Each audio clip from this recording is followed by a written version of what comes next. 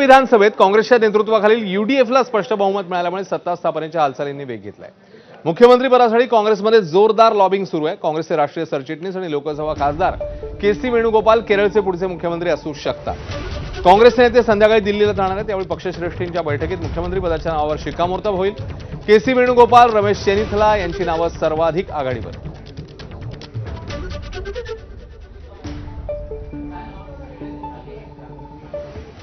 तर बैठकीमध्ये केरळ संदर्भातला निर्णय होईल असं काँग्रेस प्रदेशाध्यक्ष हर्षवर्धन सपकाळ म्हणतात।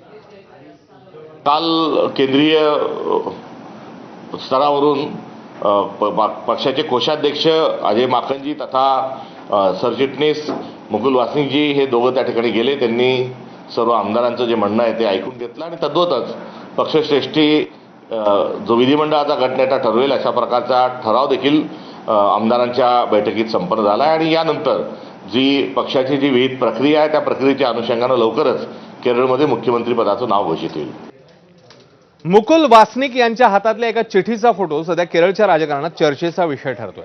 मुख्यमंत्री पदासाठी काँग्रेस आमदारांनी दिलेल्या पसंतीची ही यादी असल्याचा दावा आहे। तसंच 7 मे 2026ला झालेल्या चर्चेनंतर ही नावं नोंदवण्यात आल्याचंही सांगितलं जात आहे।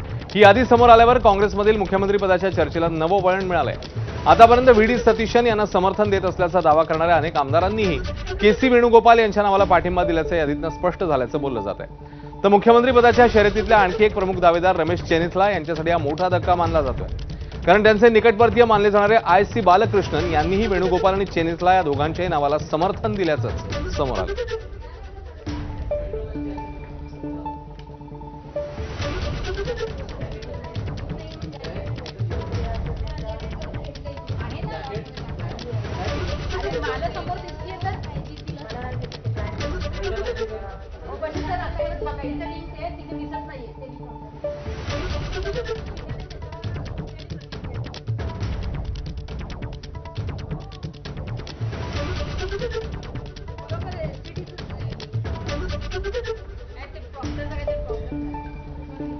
आता अन्य घडामोडी बातमी राज्याच्या राजकारणामधनं आहे, कारण जय पवार यांनी एक असं वक्तव्य केलं होतं